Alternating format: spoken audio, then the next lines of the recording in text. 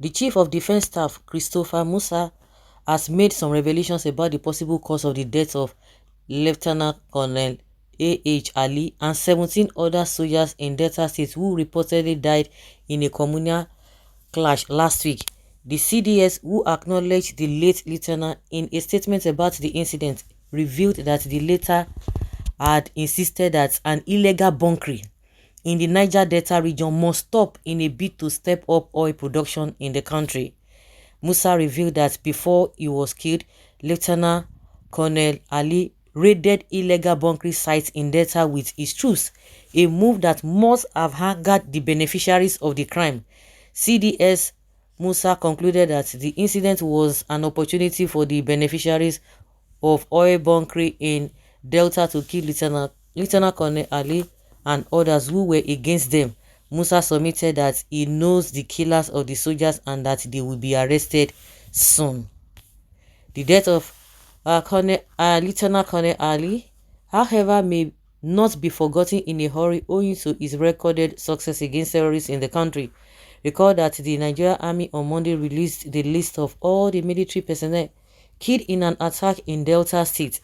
The Defense Headquarters gave the names of those killed. Yeah, which they have been flying all this while. All the names have been flying, 17 of them, whether 16 or 17. After the names were released, throwback photos of Lieutenant Colonel Ali, the troops of the 198th Special Force Battalion lifting the Nigerian flag in the middle of Sambisa Forest after successfully clearing Boko Haram terrorist enclaves surfaced. Report by Zagazola says Lieutenant Colonel Ali led the troops that recorded success against terrorists in Kogi, Kafa, Abagajiri, Dusula, Bug, Mangzumi, and other places in Sambisa Forest.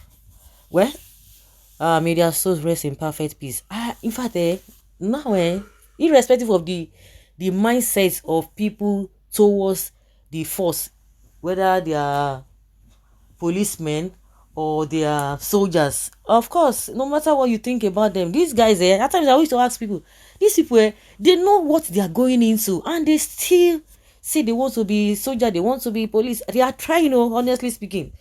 No matter what we think about them, you know that you are just going to the war front and whatever comes out of it, you take it like that. You can imagine somebody who had fought in Sambisa, fought in the north, and see where he just came to end it. They always know, for somebody to have the heart that, this job is just all about dying at the end of the day, and they still go ahead. Some people say, oh, it's because of the money, and to make matter worse, they are not even being treated well. The Nigerian government is not treating them well. The only people that Nigerian government are now looking at their faces now are the ones in the judges in the judiciary, the people in the judiciary. But when you talk about doctor, you talk about what is it called, lecturers, they don't care about them, but they care about the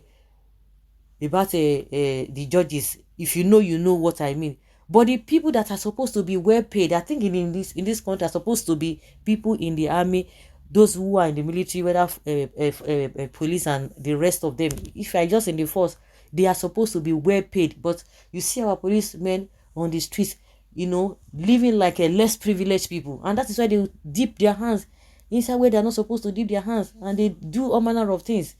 It's just unfortunate that this whole thing is not has turned to what it has turned to.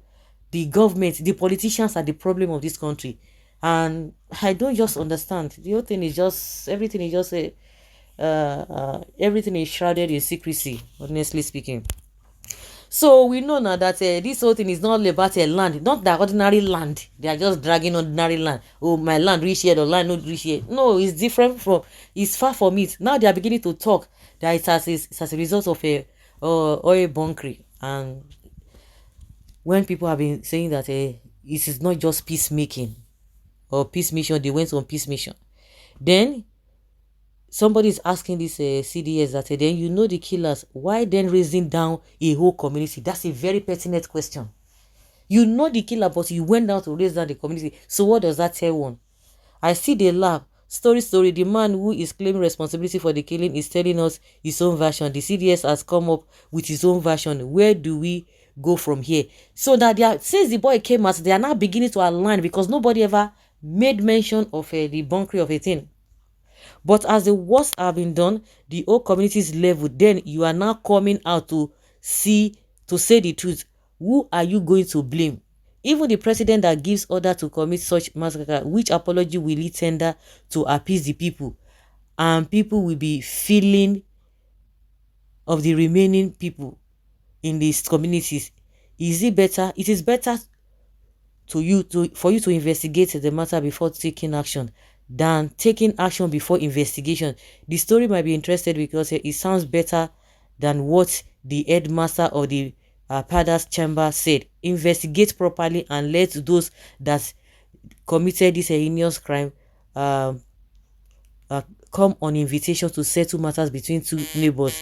This is barbaric, unprovoked killing of soldiers that are committed to serve their country. Bravo, sir. Matured mind statements. May God Almighty bless your hearts in service. How about illegal mining in the north, where individuals own mining sites?